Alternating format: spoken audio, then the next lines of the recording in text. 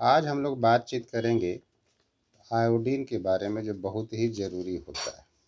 Iodine एक mineral है, एक खनिज पदार्थ है जो कि हमको मिलता है अलग अलग तरह के भोजन से मिलता है।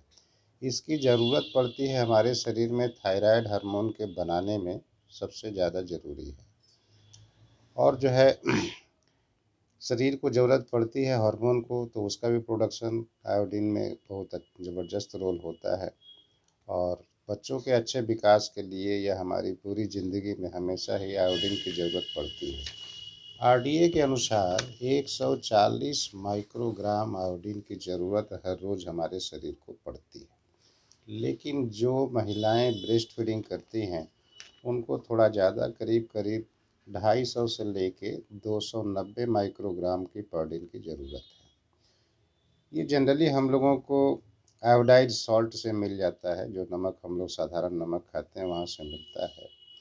तो 15 पीपीएम से 30 पीपीएम की जो नमक हो उसको ही लेना ज़रूरत है। लेकिन ज़्यादातर नमक में सरकार भी आयोडीन की कमी को पूरा करने के लिए इसका एक नियम बनाई है, जो फोर्टिफिकेशन रूल सॉल्ट के तरफ से है बहुत पहले से ही। और डायरी प्रोडक्ट से भी इसका पूर्ति हम लोग को होता है, या यदि हम लोग ब्रेड वगैरह खाते हैं वहाँ से भी आयोडीन की पूर्ति होती है। सी फूड से भी हम लोगों को हो जाता है।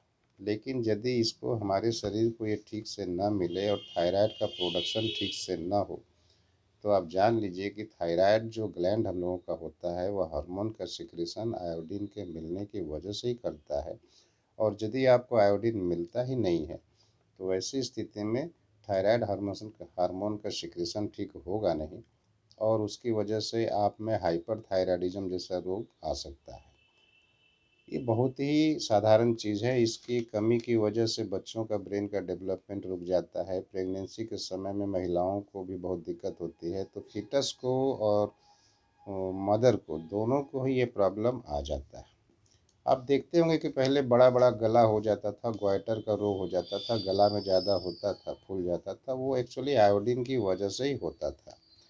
तो वेट गेन से यदि आपको बचना है, थायराइड हार्मोन के इम्बैलेंस से बचना है, तो आयोडीन को ठीक से लीजिए।